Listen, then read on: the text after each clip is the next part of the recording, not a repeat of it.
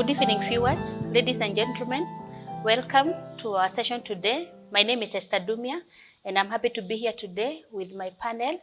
And we are going to talk about a few health issues, namely oral cancer, cancer and diet, and also exercising. And I would like my panel to introduce themselves. From my right. My name is Dr. Catherine Gital. I'm a medical doctor. My name is Clement Mudua, medical laboratory technologist. My name is Miriam Kamanta. I am a nurse and a health systems manager. Okay, welcome to this session today. Today we have a few issues that we want to address. Today, first of all, we are going to talk about oral cancer. Dr. Catherine, would you kindly define for us what oral cancer is and a few things about it? Okay, thank you, Esther. I'll start by talking about what cancer is, and I think we all have an idea. Cancer is an uncontrolled growth of cells that invade and cause damage to the surrounding tissues. So we are talking about the cells in our body growing in a manner that is not normal, and the growth can be faster than usual, and it can affect the surrounding cells. So when we're talking about oral cancer, it means that there is a growth that occurs within the mouth, and or this or yeah, this, it can be the lips, it can be the tongue, the cheeks, the floor of the mouth, or anywhere basically within the oral cavity. And this growth does not go away, and it sometimes someone can experience pain, or other times it can actually have no pain at all. And some of the symptoms that are associated with this oral cancer is one may experience swellings or lumps or bumps that are or rough spots within the mouth. As I said, any part of the mouth, which includes the cheeks or the floor of the mouth. And it can also, you can also experience a velvety white or red patch in the mouth. And this patch does not go away as fast as a normal, maybe ulcer would go away, or a wound would go away from the mouth. And then there's unexplained bleeding in the mouth. And this bleeding is persistent. And maybe if there is a wound that happens to be formed in the mouth, it takes more than 2 weeks to heal, or it takes a very long time to heal. Then for some people, they may experience unexplained numbness or loss of feeling or pain, as I mentioned earlier, in any area of the face, mouth, or neck. Then other symptoms that may be experienced with oral cancer is a persistent sores on the face, neck or mouth, on neck or mouth that bleed easily, as I mentioned earlier, and do not heal as fast as normal swellings or sores heal. Then there is soreness or feeling that something is caught in the back of the throat. And then there's some people may experience difficulty chewing or swallowing and or speaking. Or maybe they also experience problems moving their jaw or the tongue.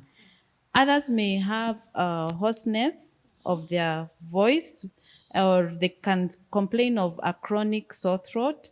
A sore throat every now and then that is not going away with the usual remedies that we usually recommend, or a change in voice.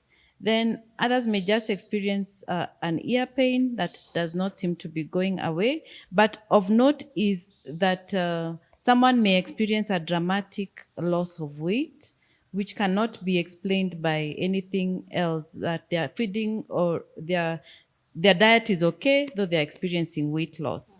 But there are other things that may appear also, which is lack of appetite. Yeah.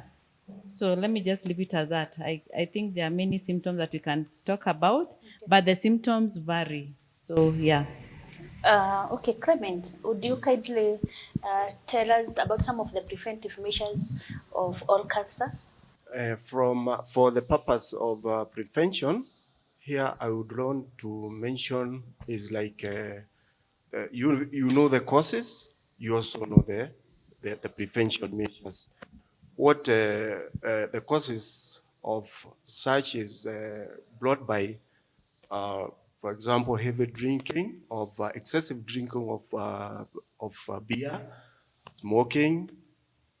These are the major causes. Smoking. There is also the smoking of cigars, the pipes, the even chewing of the tobacco is known to bring oral cancer, and to far important is if you are able to abstain at the stop smoking at the taking excessive beer, you go a long way in preventing cancer. More importantly, you need to be checking your oral health.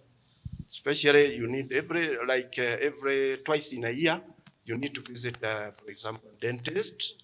Let him or her check your mouth hygiene or whatever it might be happening. The doctor may be able to pick something which he can appropriate advice where what to do and where to go, because can refer you to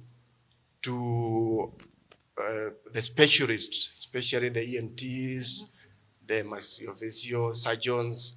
There are a number of professionals who can he or she can refer you to for further management, especially if it is in stage 1 and 2. When it is diagnosed, it can be able to be prevented either in form of medication, chemotherapy, and radiotherapy, even more importantly, even when, because these treatments end up destroying the good and the bad cells, there is also what we call targeted treatment, whereby medicine can be given depending on the stage in which you are. Medicine can be applied so that it can only remove the cancerous cells. However, important thing to note is that other things, because of the side effects of the drug, liver function test, renal function test, or the internal vital organs has to be monitored again to monitor the balance the two, because of the side effects, so that the doctor can be able to manage appropriately, knowing that you are not pressing on other areas of the body. Further prevention is like, okay, although we are going to talk about it again, is trying even to keep down your weight, because weight again can, to some extent, the fat in the body can attribute to the increase of even not only the oral cancer, even other cancers, such that if you keep your weight, the BMI within the normal from 18 to 25, you are almost sure that you are going to keep away majority of even other diseases, including cancer. And here we are talking of particular of oral cancer, which can also go along with exercise in helping this. From my understanding is that preventive measures are very important, and we should strive to be more preventive than come to curing. So it is important for us to take note of what we are supposed to do so that we have a healthy life. Now, Carol Miriam, a question to you again on cancer, about cancer and diet. Would you kindly talk briefly about that? Okay, thank you, Esther. Basically, cancer and diet go hand in hand. It's like they're conjoined in the hip, because there are foods that will predispose you to all types of cancer. Mm-hmm. There are others that will make you less prone to getting the cancer. And I want to start with what predisposes you to most of these cancers. We have red meats, mm-hmm. that is the excessive consumption of red meats. And we also have the processed meats. The processed meats, we are talking of the sausages, the bacons, the prawns, all these, the ones that are processed, we know them. So we should, those ones, if we can avoid it, the better. We limit our intake of red meats. And we can concentrate on the whites, that is the chicken and fish. And there's a notion that pork is white meat. Okay. It is not. Pork is red meat, and hence we should classify it as such. Then we should, the things to eat are basically the vegetables and fruits. Anything that that grows in our gardens is healthy. We have tomatoes, we have carrots, we have broccoli. We have the vegetables. These are the tomatoes, garlics, carrots, broccoli, cauliflower, basically the greens. All the the peppers, these bell peppers, all of those, as colorful as they are, they all contain their amount of vitamins, and we should take them in good quantities. Okay. And we should encourage our children to do so, because we find that kids do not like taking vegetables. They will eat whatever else is on the plate and leave the veggies. So we should build that culture from the word go, that veggies are good. Okay. We also have the fatty fish. We have the herring. We have a type that is called mackerel or salmon. And if you can't get these, we can buy our normal tilapia. It is white meat. You're better off eating that than the red meat. We also have the indigenous foods. These are the arrowroots, the sweet potatoes, the yams, and this is in connection to the weight. You see, they have what we call the complex carbohydrates, and we have what is the simple carbohydrates. Something like the white flour will give you very simple carbohydrates, and it is very good in, it is digested fast and turned into to fats or energy very fast. But the complex ones, they will help you in controlling weight. And like Clement has said, weight is one of the predisposing factors. So let us go back to the indigenous foods and encourage our children to do so, because obesity is being observed even in young kids. Then we can also do exercising, and it is recommended that 30 minutes to 1 hour, 30 minutes of strenuous exercises is good enough, and 1 hour of moderate. If you combine these two, the diet, the weight, the exercising and the diet, I believe we will go a long way in curbing or preventing cancer in our lives. Okay. Yeah. Thank you for that. I think we are still learning a lot. And one point I have noted is that diet plays a major role in the health, in our health, basically the whole health, and more so even in cancer.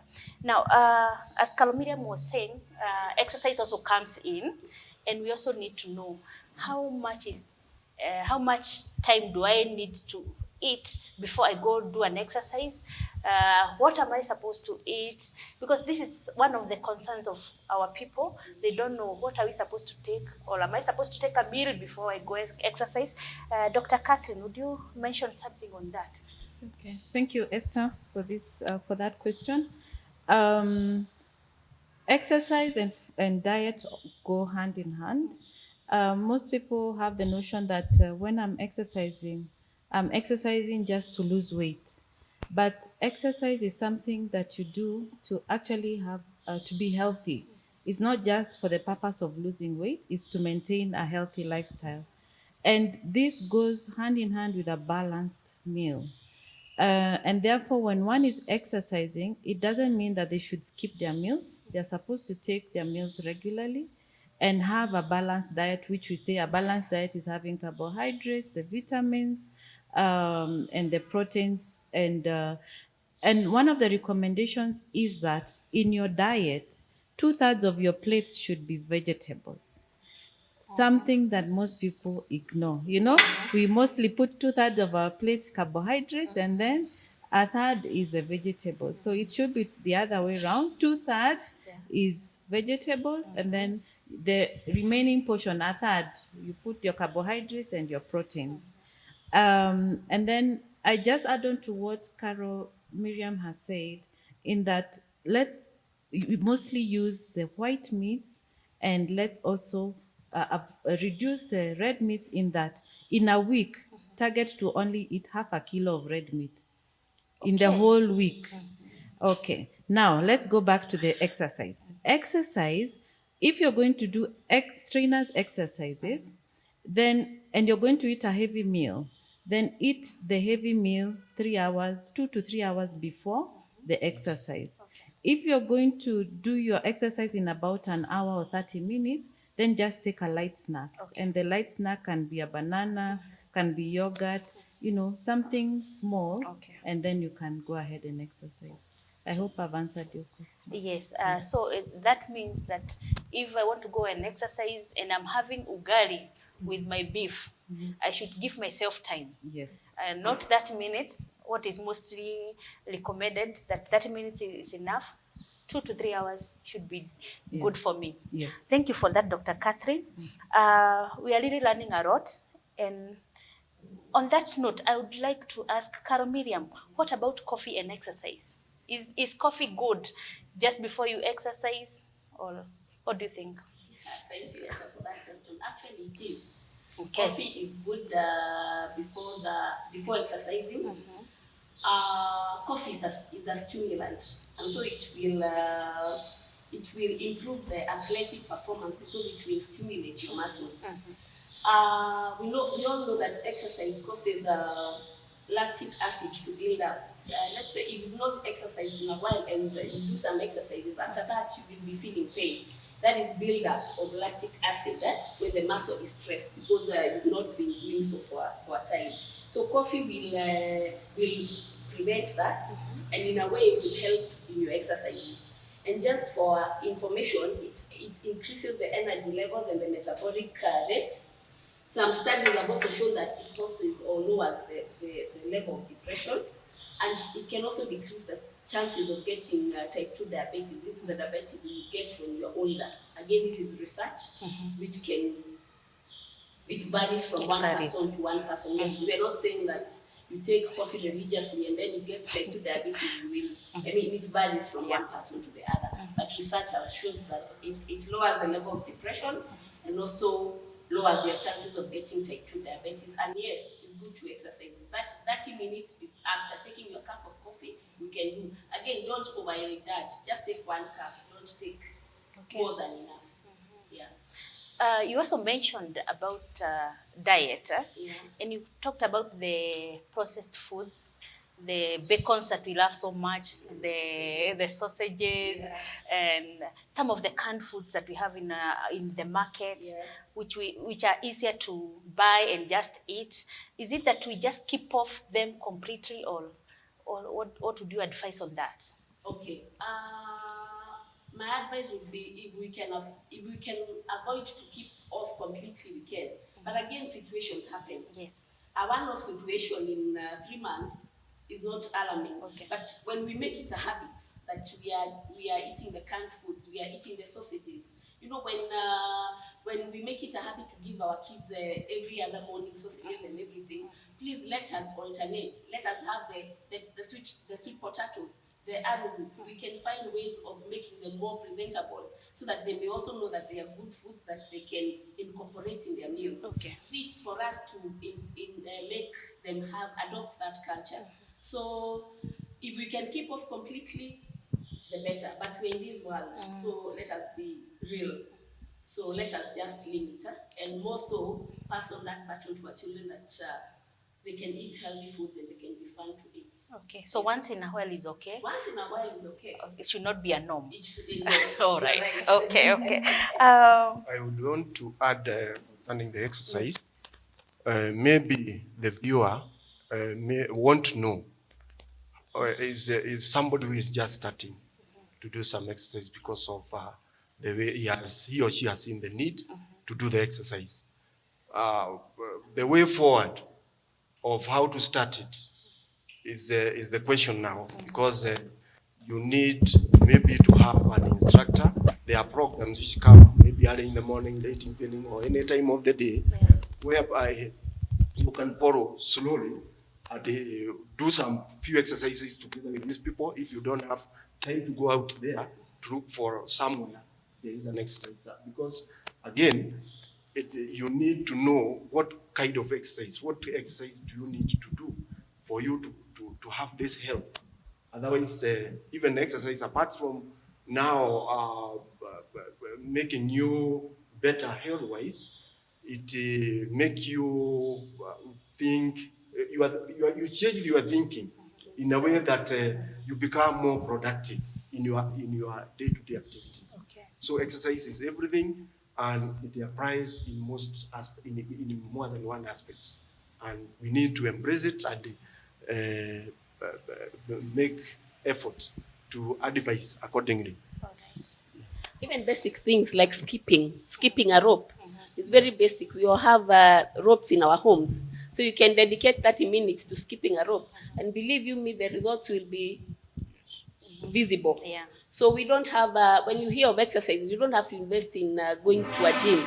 It can be as simple as, even on our phones, there are those simple workouts you can do at home. And if you're faithful to them, you will definitely get the results you're looking for. Okay. Yeah. Including sit-ups, as much as they Yeah. they are quite True. tricky. Yeah. Okay. Yeah.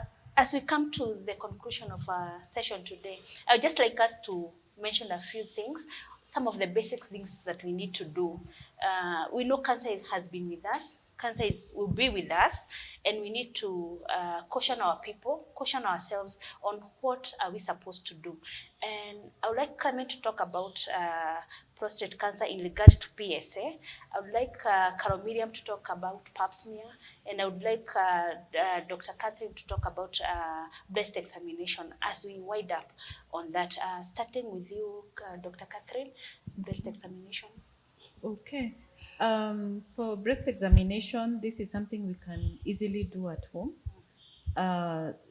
Most of the time, the doctor recommends that for women, once you have your menstrual periods are over at the end of the month, maybe a few days after the menses are over, then you conduct your breast examination, and that the procedure of doing it is very simple.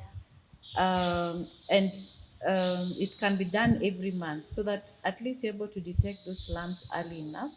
After the age of 35, we recommend that someone should go and have mammograph done.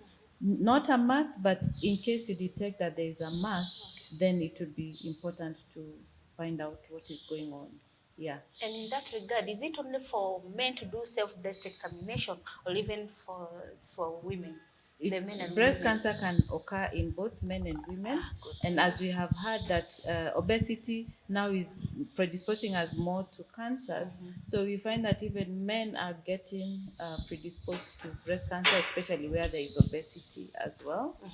And therefore, it is good for men, even them, to occasionally do a breast examination, especially annually, as you do your annual medical checkup.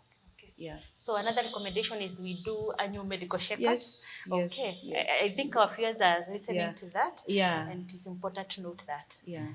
Clement, something on PSA? PSA comes in men, is the enlargement of the prostate gland, and there is a need for every individual, especially men who are above about 40 years, but then now it's coming early because of life changes, need to be examined, need to be tested every year. Even possibly now it's like twice in a year. You should be tested for prostate cancer, and this is just a test whereby blood is drawn and done an ELISA test, which you need to, there are some reference ranges, like 0 to 4, that is normal for a man. If it is above that, now you need to seek medical advice, or even that time, if you have gone to your physician or doctor, you can be able to advise you earliest time possible so that you can get treatment, that it can be treated, and at the same time you may not have in recurring even in the future. Concerning something I had not talked about is about the oral cancer. There are people who there is this oral sex. It brings about oral human papillomavirus, just like the one of the cervical. So that one is also another cause of oral cancer. And as we also talked about the prevention, is also something to consider, that people may be doing it and they are contracting the virus. And at the same time, even the sun, the sun is of the ultraviolet rays, the infrared rays, because of the change of, excuse me, the change of the ozone layer. There is harmful rays are reaching our body, and especially even it can, excessive exposure to sun is also not advisable, because it can also bring about the oral cancer. So this is just an additional, but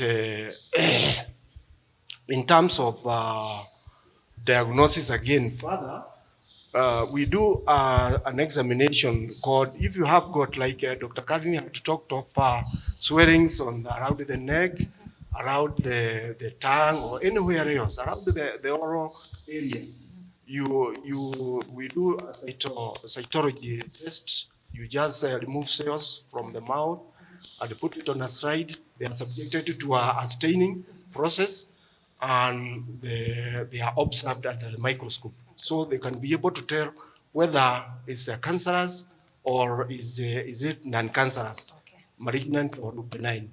In such a test, the doctor is again able to advise accordingly. We can also remove a biopsy from if it is about the swelling, that uncontrolled growth, the one Dr. Carlin talked about. We can have an incision, and we have a histology examination done, whereby the tissue is taken to the laboratory, processed, and then again observed at the microscope. It can be able to tell whether it is cancerous or not cancerous. For our viewers, it is good to go for the medical tests. When you are told to go for a biopsy, don't be afraid. It's nothing painful. So it is something that you can be able to handle and move on. So moving on to Carol Miriam, let's talk about pap smear and how often should it be done? Yes. Okay, thank you for that question. Actually, cervical cancer is the second leading cause of death among the cancers. And basically, it's a cervical cancer. It's a cancer of the cervical canal, and it is caused by human papillomavirus. And what would advise is that recently there's a vaccine. So for young girls, for those of our viewers who have young girls, yeah, by young I mean from age 10. They can take them for these vaccines, because as you're saying, prevention is better than curing. Yes. And for our viewers who are over the age of 30, we recommend that they do a pap smear once a year. The pap smear position is not the most of the comfortable positions. But again, we encourage, because there's no other way. And you'd rather go that one comfortable sitting once in a year, and you're given a clean bill of health, other than just sitting back and things just go out of hand. So we encourage our viewers to have that pap smear done faithfully once a year. And when you do the pap smear, please go for the results. People do the pap smears and they don't go until you're called by the doctor. And it is good to follow up. The other thing is that as viewers, I would want us to know that one of the predisposing factors of the cervical cancer is exposure to sexual intercourse at a very early age. And when you look at what is happening, recently in the news, we are getting news of teenage girls who are having sexual activities. I mean, when at parties and everywhere. So it is good even for our viewers, sit with your daughters and let them know what is on the table. This is what happens when you do X, Y, Z. Yes. And with that, we will be able to make an awareness, and we could save a generation. Okay. The other thing is that even for our viewers, we should, this is, I don't know how to say it, but numerous sexual partners. That is also a multiple, yes. So be faithful to one and restrain to the rest. Okay. So that is some of the things that make it more predisposing. However, we would encourage that regular pap smear once a year is able to peak. And once it's picked early, then the diagnosis, like Clement has explained, and the treatment and everything, and we have cervical cancer survivors. Yeah. So there is hope, but we need to pull our weight so that we can achieve the survivors. Okay. Yeah. Thank you What I for. want to add on here is like the way Karumia said it, the many partners, the multiple partners, yeah? Because men, we are carriers of the virus. We are carriers, and it doesn't have any harm to us, but you are just spreading it, yeah? So Yes. the more you have more, True. the more you have. Yeah. The more you have more partners, the more you have greater more you're chances of spreading doing that. what? Of carrying it. So that is why you insist that abstain from having many partners, so that at least you reduce also the risks. Yes. And for that matter, there are people, yes, who are out there, they have got many partners, they have been having many partners. However, it may be because of your body's immune system that it is clearing. The virus comes and the body's its own way clears the virus. Okay. But it will come again at a time, the virus is suppressed in such a way that now it is started irritating the area. Okay. And it start Okay. That has been an interactive session. We are really happy that we cannot be able to handle everything today. I think with time we will plan to have another session. Thank you for your availability. And for our viewers, we know that some of us may have questions that may be raised out of this session, or a question that you would like answered. We are here to help you. Feel free to inbox the question on our Facebook page, and we are going to answer you. And thank you once again for tuning in. And we hope that you will tune in on Sunday. We have more teachings on Sunday on infectious diseases and all that. So please tune in, and we will be more informed as we continue serving in the vineyard of our Lord Jesus Christ. Thank you so much, and God bless you.